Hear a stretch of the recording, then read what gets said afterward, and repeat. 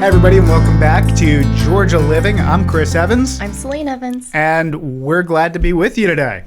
In this episode, we're going to talk about some upcoming possible snow and some great things to do on a snow day. That's big in Georgia. It is.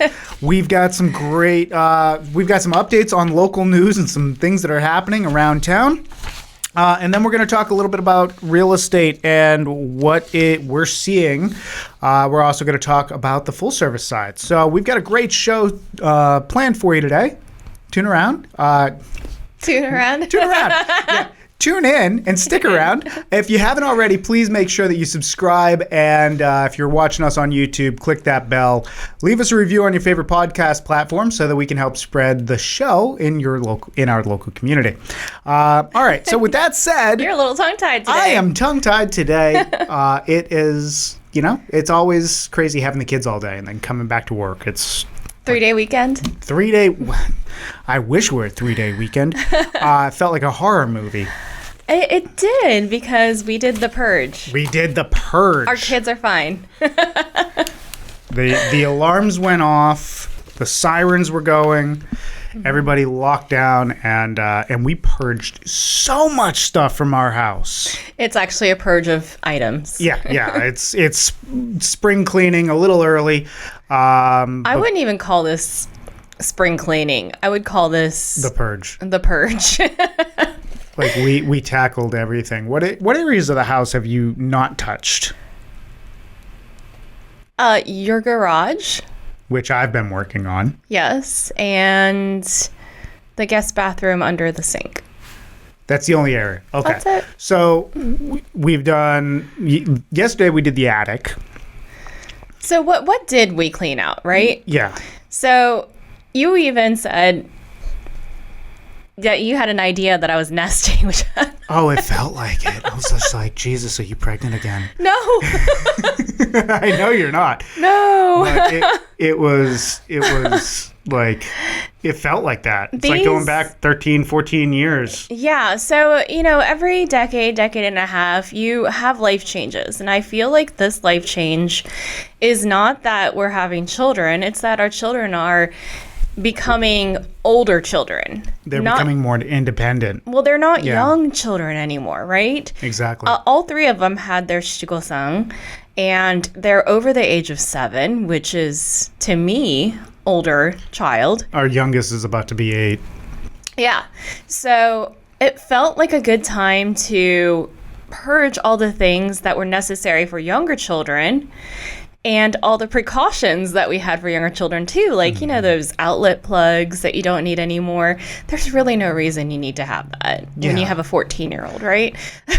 Well, we also went through and cleaned out, like, we had Halloween costumes from age 2 and 3 that were still mixed in with holiday stuff. Yes. We had, buckets. We had all sorts of storage containers that we were no longer using. We had... I think it's normal, though, in life progression. You get busy, so you remember that you had a Halloween bucket, so you try to put it in there, but do you have the time to organize it when you're putting it back? Not always. So you're just going to chuck it in there, right? Yeah. So the chucked in there mess is what we cleaned up.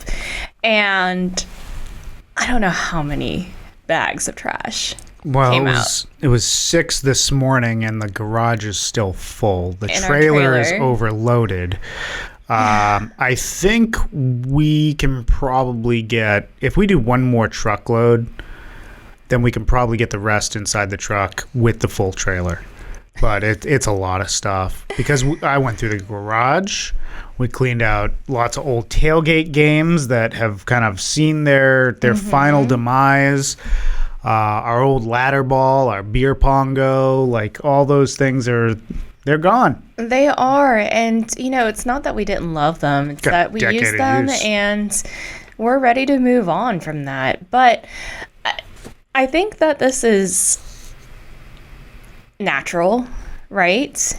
Every family goes through this, and somehow you accumulate 4 creamer things and 5 different spatulas, and you're like, where the heck did they come from? Found a cake tray or a cake.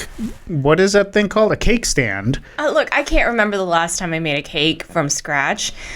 But we have the a cake round stand. kind, but we had 5 different cake pans, a bundt cake pan, and a cake stand. Yeah. You'd think I was a bakery. Well, I mean, you have your moments.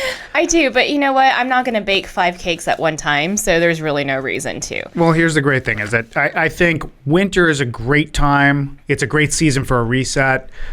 Less clutter, less mental noise. That I think is huge. And a clean slate heading into the new year. There's something freeing about letting go of all this stuff that no longer serves us. Yeah, and you get a lot of stuff for Christmas too. Like maybe you got like dishes or whatever it is that you got. You got to put those away too, so might as well organize it. Yeah. And this isn't anything recent, but those hoarder shows, I used to watch a few of those episodes in the early 2000s, and that baked the image into my mind, and I can't not clean anymore. Like, I have to throw it all away. If it doesn't serve me, it's gone. Yes, it makes me itch. So, but here's the thing is that our attic gets so hot in the summer. And then sometimes it gets so cold. So we have this narrow window of time that we can get in there both and actually clean it out. So we did it. It's a big gold star for adulting for us. So. Huge gold star. Where's my award? Actually, there was an adulting award somewhere. There was? I think that got purged. Not this year, but at one year. We had this trophy. It's like, congratulations on adulting. Yep. That has been purged. But let's talk about something fun that is not going to take up space in your house, and you're not going to pay mortgage to house it. Correct. This is snow. Yeah, we might get some. Anytime we have snow in the forecast in Georgia, it is something to talk about because it doesn't happen that often. As someone who grew up in snow, I consider myself an expert on the matter, especially compared to most Southerners, because I had a whopping 11 years of my childhood exposed to snow every year in Massachusetts. Yeah, you still have all your fingers and toes too. I do. Get frostbite. Exactly. So, I put together this list of my top 5 favorite things to do in Georgia on a snow day. And topping the list here is the dirty snowman. All right. So does this stem off of the dirty snow on the side of the street that I wanted to play in? No. In Massachusetts? Because there was such a big pile. And, to me, as Southerner, I was just like, oh my gosh, that's a lot of snow. So Let's for go context, play. Celine's talking about, there was a time that we went up to Massachusetts and spent some time there while it was snowing, or it had previously snowed. It wasn't snowing at all at that time. No, but all of the snow was piled up from the snow plows on the side of the road. And if you've ever seen snowplow snow, it's dirty. And Celine was like, do people play in this? I'm like, no, we go for the clean snow. But the dirty snowman here for the South is that we usually don't get a lot of snow. So when you start to go through and build a snowman on 2 or 3 inches of snow, you're going to be picking up pine needles and sweet gum balls, and it ends up making your snowman look like it's Joe Dirt? Joe Dirt, yeah. It's the dirty snowman. So if you're planning on trying to accomplish a snowman, you want to have some clean snow. My recommendation is you go ahead and put out a tarp or something on your ground the night before. Are you really going to do that? No, I'm not going to do it. But for our listeners, if you wanted, I'm going to let the kids build a dirty snowman because I don't care. I'm going to spend my time doing something else on this list. And we'll get to that in a second. But if you want a clean snowman, this is something you can do, is just put out a tarp or rake up some area of grass before the rain comes. So you have a little clear area that you can use for building your snowman. It'll look better. So if you're trying to get that Norman Rockwell photo with your family, go ahead and just clean out a little area before it comes. I'm a lot less perfectionist than that, and I ain't got no time for that. Me neither. I'm going to be spending my time doing number 2. Ooh. And that is my Suburban snow tubing. So a couple of years ago, we had a big snow day, and the country boy inside of me just said, I'm going to do some redneck stuff. So I hooked up the tow rope from our boat, right? So we've got a ski rope on the boat for tubing and stuff like that. Well, I took that off the boat and I hooked it up to my ATV. And I pulled the kids up and down the street throughout the neighborhood on the street in the ATV. They were pulled behind on a sled. They had the best time of their life. They were going pretty fast, actually. But if they fell off, they just slide on snow. So fairly safe. Take precautions, be safe, be smart. But all you need here is either a tube or a sled, a boat tow rope, and I'd recommend the good old trusty 4x4. I use the ATV, but that been having some hard time starting lately. I think you just wanted to fling the kids around. That's all I want to do. Ever. Because I remember what that was like when I was a kid. It was fun. So we have show notes, and this next one, I have no idea why this is even on here. All right. So a couple of years ago when we had this big snowstorm, our kids didn't wear the snow gear that I bought them. Well, that's their fault. I know it's their fault. I told them, I'm like, put this stuff on. But it got me thinking that we are in Georgia. There's a lot of people here that don't have winter gear. So you wrote down a solution to this, which is socks, plastic grocery bags, and shoes. It's the plastic bag boot hack. So you're not wearing plastic bags over your shoes. That you'd lose traction.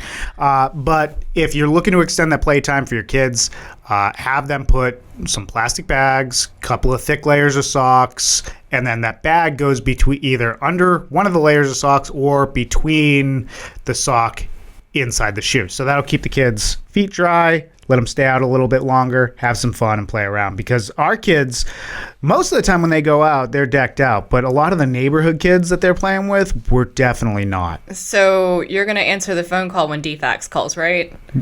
Why would DFAX call me? Because our kids are running around with grocery bags on their feet. You don't see the grocery bag if you do it right. You put your sock on. Then you can put then you can put the bag on. Then you can put another sock on. Then you cover that with your pants and you slip it in your shoe.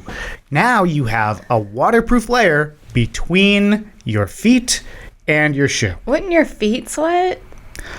That's why you have a sock on. Oh, gross. It's not going to sweat any more than wearing wellies. But if you don't have it, just know that this is something that's going to extend the playtime. It's going to keep the kids out of the house. It's going to keep you sane as the parent. All right. Well, speaking of other suggestions. Yeah. I'm not doing this either. Why? Because I'm not eating any of that. So if you So this is a big Appalachian thing, right? Well, if you have a tarp, right, and you collect fresh snow, sure. Yeah. You go ahead and tell them the recipe to this. So one of the things that we did when I was a kid in Massachusetts is you make ice cream out of the snow. So it's very simple. You need 1 cup of clean, fresh snow. You need 2 to 3 tablespoons of sugar, half tablespoon of vanilla extract, and 2 to 3 tablespoons of milk or cream. You're just going to mix it gently and serve immediately. That's it. What's wrong with that? That's not ice cream. It's an Appalachian tradition. I can't believe you don't know about that. I can. I've never had milk before. Your parents used to make snow cream. They've done that for me. This is not something I'm getting from my family. This is something I'm getting from yours. All right, though. One thing I do. They never fed it to me, though. Wow. No. It's never a snow day for me without hot cocoa. All right. And my kids hold mine as the best in the world, so I'm going to hold it to that standard too. If you're looking to make a great hot chocolate, we'll put the recipe up with the show notes, but I usually go with the Starbucks dark hot chocolate, Ghirardelli second close, dark Swiss Miss in a pinch. And then what I'm doing is adding 8 ounces of whole milk, putting a homemade vanilla syrup. Now, this is a simple syrup, 1-to-1 sugar and water. You boil it, add about 1/2 ounce of vanilla extract, natural, homemade. If it's homemade, it's even better. And then you want to heat your milk Mix your cocoa and the vanilla syrup with the milk. You're going to whip heavy cream until it's fluffy. Add that on, top with your marshmallows. I always add a peppermint candy cane that's crushed. And then it's definitely not subtle. You can add on some caramel or some chocolate syrup on top of that if you really want to go overboard. But there's something about playing outside in the snow all day, even with the kids. As an adult, I do this. And then I'll come in and want a hot cocoa and just chill by the fire. So hopefully we'll get a chance to do that this year. We did it last year and the year before. But we don't always get snow days here in Georgia. So when we get them, enjoy it. It's milk heavy on snow days too. Geez. It is. So, milk. Take a Lactaid, but it's good stuff. I'm half Asian, okay? It doesn't go well. I'm talking to our listeners. Oh, yeah. Okay. Y'all, take a Lactaid. Have fun. We're getting older. It hurts. God. Muscles don't move like they used to. Bodies don't digest like they used to. Do what you got to do. All right, moving on. Local news and community. We got some stuff happening right now, honey. Yeah, I want you to talk about the open scholarships through the Kiwanis Club of Marietta. Yes. So if you've ever driven through downtown Marietta around a holiday, you see all the American flags. Rows of them. This is a big fundraiser for the Marietta Kiwanians. We raise over $30,000 annually for this, and every year we give that money away to local students. Right now, scholarship applications are open. They're going to remain open, I think, through March 1st.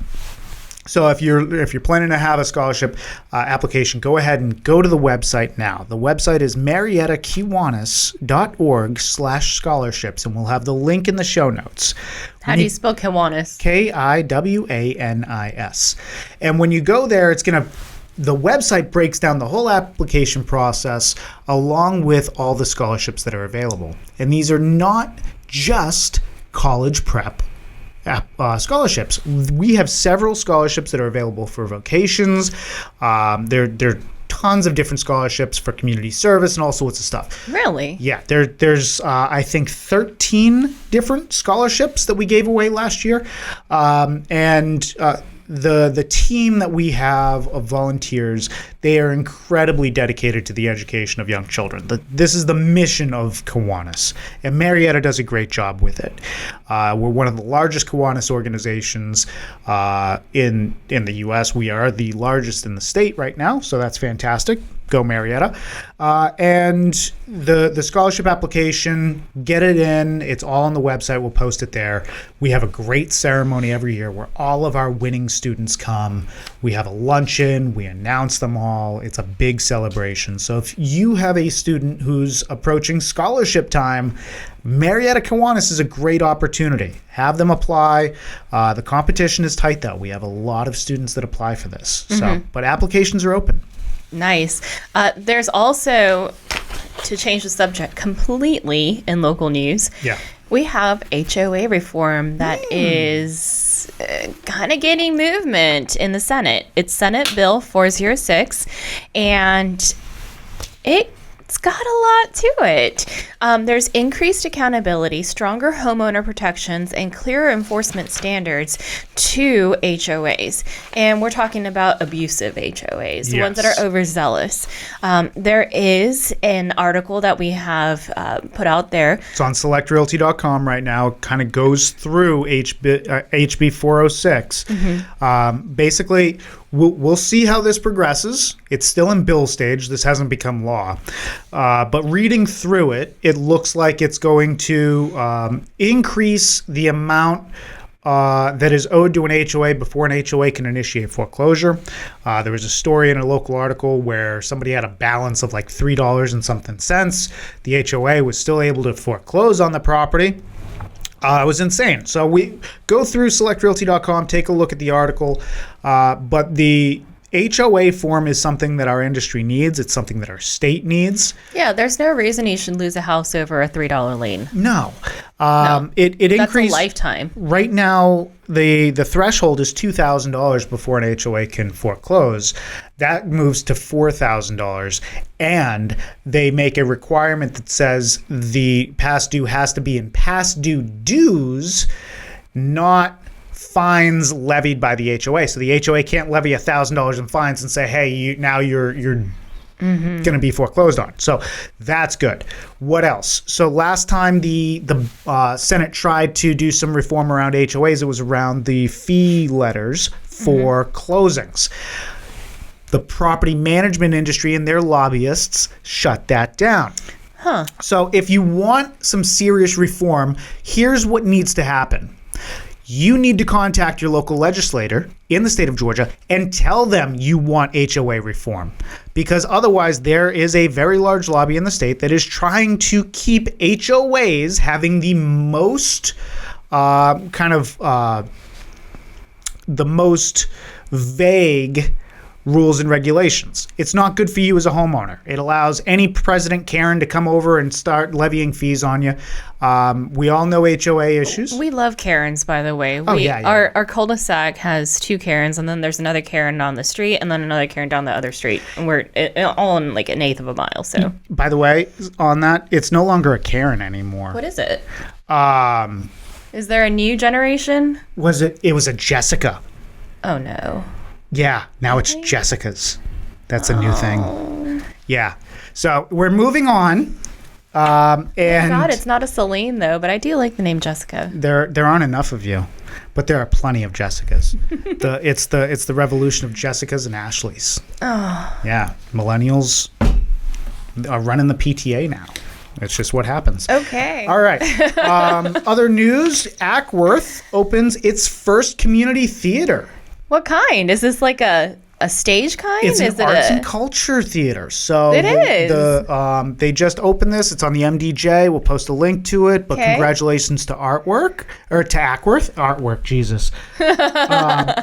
Maybe they have artwork there. Oh, they do. Yeah. But this is a. Is this like the Marietta Strand? What is it? No, it's more of like a cultural center. Oh, But so they got it. have a stage. It is a theater, and it's a community-driven project. So very excited for Acworth to open that and improve their community a little bit more.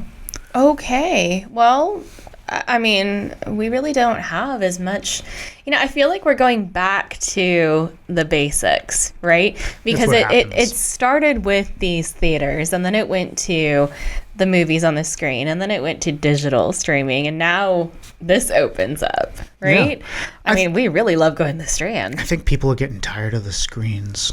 Maybe. I maybe. really get that feeling that people are just like, this is getting to be too much. I need real world. I like watching real people, real time, interact, and you can actually talk to them and converse. Yeah. It's nice. Right? It feels real. It feels authentic. Yes. You've got this invasion of AI, and I think that's making people crave like real experiences. I even heard from the head of Instagram today that you're not going to know what's AI and what's not, and it's going to be all melded into your feed and everything. And so I don't want anything to do with it. Like, I want the funny videos so I can send my friends, but that's it. yeah, but now it's like the shocking things aren't so shocking because anything is possible, right? Yeah. Yeah. All right. And then finally, we've got some changes on Marietta Square. Okay. So Piastra has closed its doors. Yeah, you were telling me that was an Italian restaurant that was on the side of. It's on the same side as Marietta proper. Yes. You know, the Where what was Brumby it? used to be. I guess that's West Park The Square. ballet? Yeah, because North Park is where the Strand is, so that would be West Park. So they have closed their doors as Piastra, and they have reopened their doors as Asher Rose. Okay. Which is a community-driven grocery focused on connection, thoughtful sourcing, and neighborhood impact rather than just transactions. They have kept the bar, and it's now an encouraging example of how local food spaces are adapting and how retail can still be built around people and place. So I want to check that out this week. It's I think it opens on the 26th. going back to basics again. Yeah, if I remember correctly, I think it opens on the 26th as Asher Rose. This whole scenario, isn't this the bar and groceries? Wasn't that like the five and dine, the Soda pharmacy, fountain? the soda fountain, And the pharmacy? then yeah. Well, welcome back. Wow. All right. Well, all right. We need to talk about real estate because that's what we do. Woo! And we have 2 full service listings coming up that are closing this month. And they're one buyer, one seller, and they have very different challenges as well. Both processes started the same way.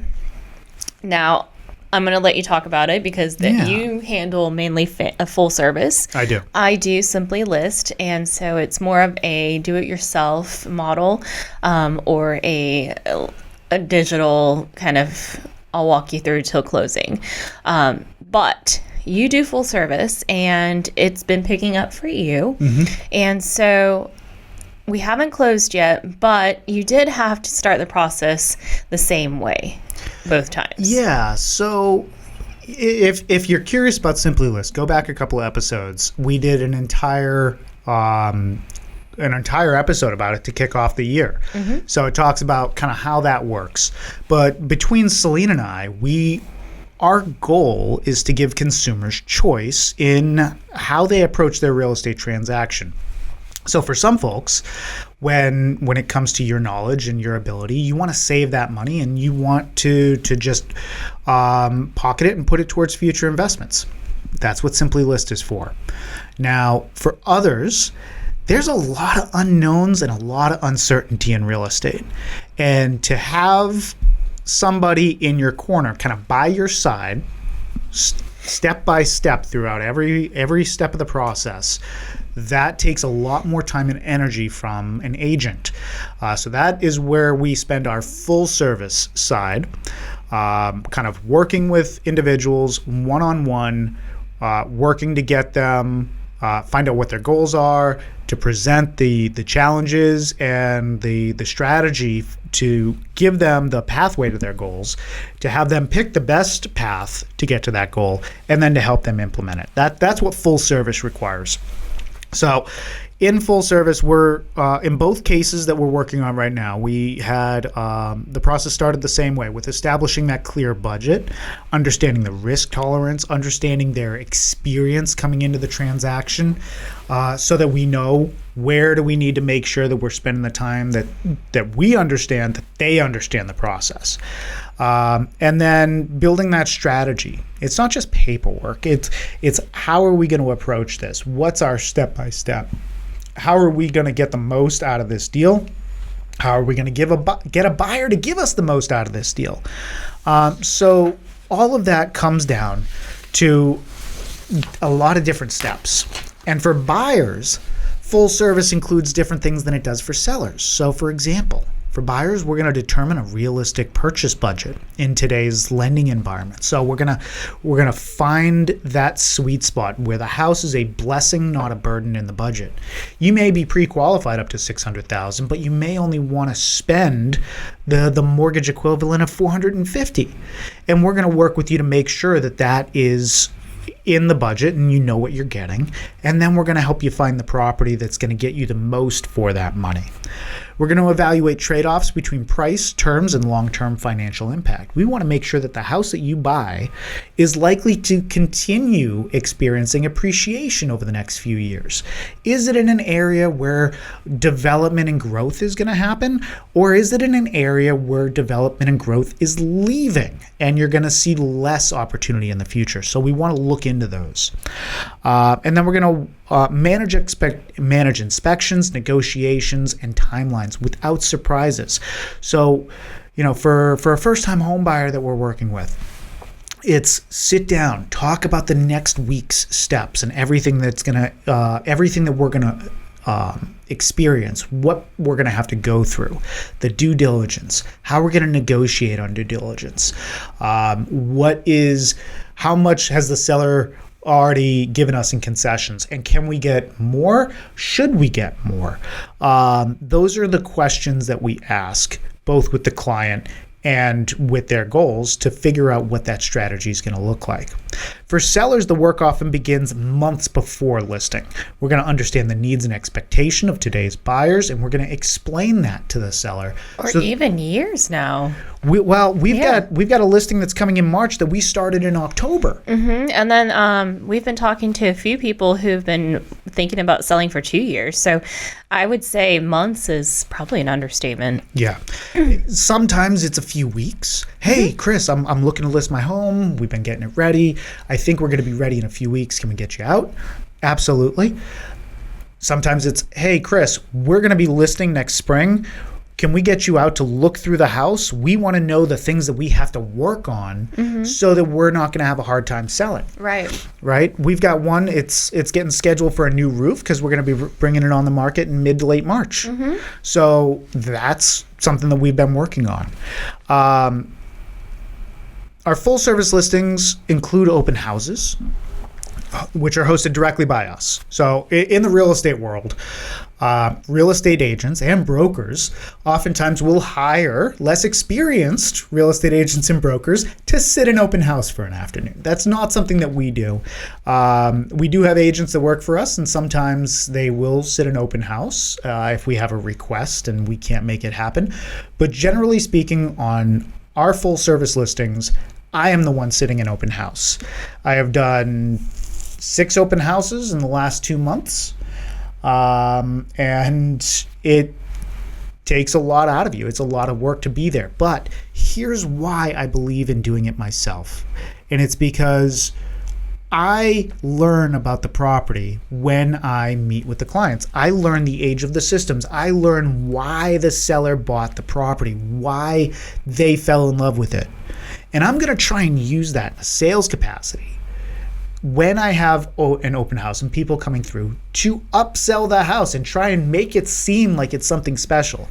Because residential real estate is an emotional transaction. Commercial real estate, very business oriented. There's no emotion in it. Can I make money? Yes or no? Well, I would say with a caveat. Investors are not that. Yeah, but generally speaking, investors make up a small segment of the residential real estate market. Okay, so residential, if this is going to be your home. Yes.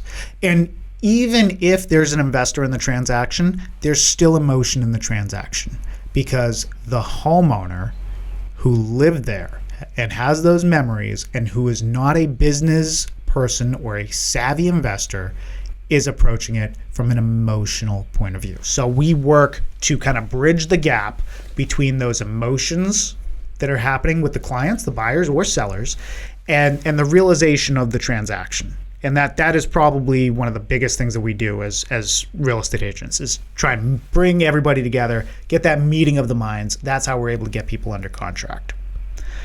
All right.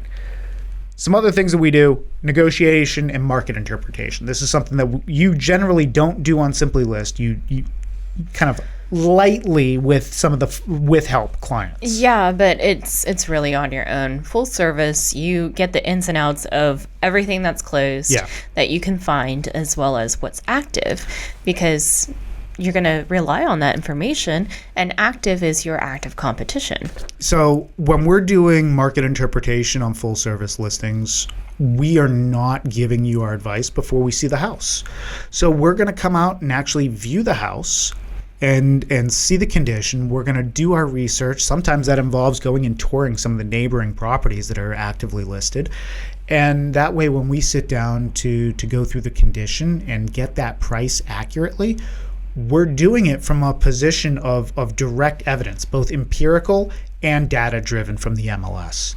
And that helps to make the marketing time more effective. You're on market less, you're priced accurately, you're going to be targeting the buyers that are looking for your house.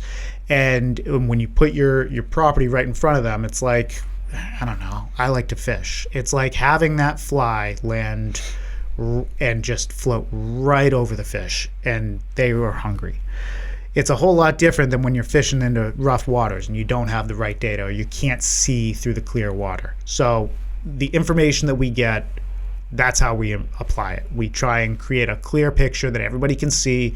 We try and find where the buyers are, put the property in a position where the buyers are going to be ready, and that way we are generally able to make a much smoother transaction from start to finish. We're going to explain the outcome of, or the likelihood of different outcomes. So when you're in contract and you have decisions to make, we're going to talk with you. We're going to discuss the options. We're going to show you, we're going to explain to you what we've seen happen in the past. We're going to talk about different likelihoods of different outcomes, whether that be keeping you from making a decision that would cost you. Life changes, you're in contract, you're like, I don't want to sell. Well, let's talk about what happens if we terminate this contract, what those liabilities are, so that you have a clear picture when you make a decision. We're going to walk through how each decision could both positively or negatively impact the final result. That way, because as your agents, we don't make your decisions. You're selling your house. Our job is to be your advisors. Our job is to guide you and to help with that negotiation and to make sure that you understand what's happening from start to finish and that you understand what the impact of your decisions are going to be, both to your bottom line or to your contract. And I think experience matters. Right, honey? I mean, yeah. There's some things that I've seen in this industry that just kind of dumbfound me. Yeah. And I'm not going to go into details, but no, that's why I'm laughing. Ranging from people starting their own firm without knowledge of how to do certain transactions to agents who don't know how to ask a broker for help and don't know what they're doing to walk through the transaction. Sometimes we find ourselves, and as leaders, we need to step up not just for our client, but for the transaction. And sometimes that involves educating younger or inexperienced agents on how the paperwork needs to be done. There are even agents who are licensed a long time ago and then have sat on that license and then have done nothing, and then all of a sudden they're back in the market and we're like, oh, and they're working off of 1990s rules. If you are hiring a real estate agent, it's not the length of time that they've been in the industry. It is, but it isn't. It's also it's how many transactions they've done. Because, yeah, as you've just mentioned, somebody could have got licensed in 2002. But they have a full-time job, and they were planning to just do a few transactions for themselves until they retire, and then they want to get into real estate. That is way more common than most people think. That's really common. But here's what ends up happening, is if you work with them, yeah, they've been licensed for 10 years, but they've done 2 transactions, and they've kept up with the bare minimum continuing education just so that they can keep their license active. There are firms out there. We have a referral company where agents can't transact, but they can keep their license active so that they can refer business, make a little money. And those agents have no, other than the state continuing education requirements just to keep their license active and fees, there's no performance requirement. So you can have somebody who has a really old license and doesn't know what they're doing. You can also have somebody who's a really young license and doesn't know what they're doing because the average agent has been in the industry less than 5 years. So in 2026 now, we have agents that weren't even here for the pandemic. Crazy to think. Yeah, I mean, just replace this real estate agent with a doctor or something like that, and then put it in the same scenario. You want somebody who is top of their game, knows what they're doing. But I do have to say something, though, about doctors, is that we go through so much, and the training that real estate agents get versus doctors is not comparable whatsoever. So yes, you can trust that new doctor too, because they're coming out with the most current information. I would trust a new doctor over a new real estate agent any day. Yes. As a matter of fact, most real estate agents I would not trust. When I was starting out and I didn't have any experience in real estate, I knew that there are 2 things that sells a real estate agent that we sell. We sell experience and we sell knowledge on the full service side, right?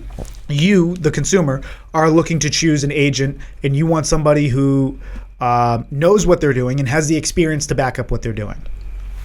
That's the most confidence that you can sell. Well, as a new agent, I had knowledge. I had taken real estate classes. I had read a lot about real estate. I had done training, but I didn't have experience. So I priced my services accordingly. Every listing appointment I went, I undercut every single piece of competition to get that experience. So there wasn't a single person that was competing with me on price. I competed on price until I had enough knowledge that I could compete on experience and expertise. And that was how I built my business. I did $24 million in my first 4 years as a sales agent. First year sucked. We didn't have heat on for much of the winter, but we got through it. I was still in school. You were, and we were living off of your student loan. And if you want to know the whole story, we actually wrote it down. Yeah. So from the ground up, this is our book on what we've done in real estate. It's how we went through and built our portfolio. We have residential real estate properties that are our portfolio. It's how we built it. It's how we made it move. It's how we acquired it, and it's how we did it with as little cash out of pocket as possible because we didn't have cash. I was trying to build a business, and we didn't have heat on. But we bought our first house, and then we bought our second and third and fourth and fifth and so on. Yeah. So there's ways to go about it, and if you look for the opportunity, that's what experience comes down to. And we want to be the pros for you. So if you're looking to save some money and you want to do it yourself, simplylistatlanta.com. By all means, Celine is the best in the industry when it comes to that. Thank you. She is awesome. 5-star reviews on Google.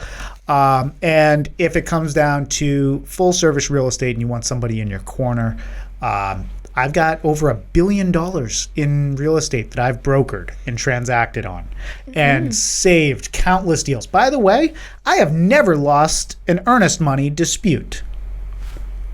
And I've gone up against some big brokers in the state of Georgia, and I have never lost an earnest money dispute over a contract with a client. So that feels really good. So I think that just about covers everything. We're not here for a pitch. We want you to understand the difference.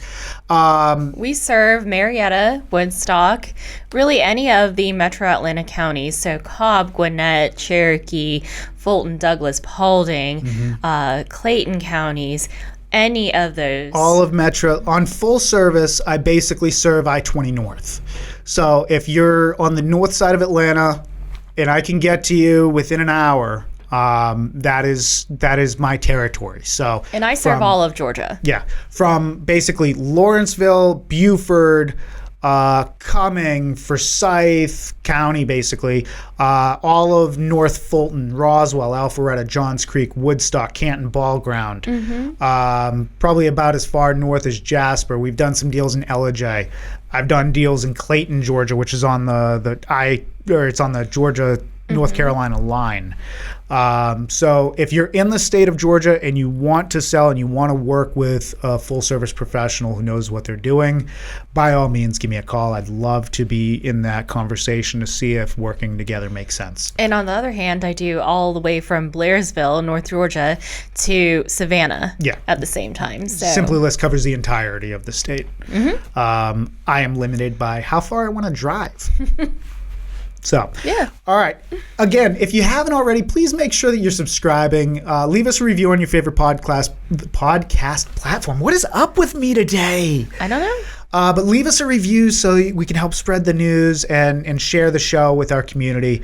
If you're watching us on YouTube, thanks for tuning in. She's way more beautiful than I am. I hope you agree. And make sure you subscribe and click the bell so you get notified when we drop a new episode. You done tongue tying? Probably not. I got a lot of phone calls to make. I'm sure I'm going to be doing this all day. All right. It's been a pleasure, doing this show, and we'll see you next week. We'll see you. Bye.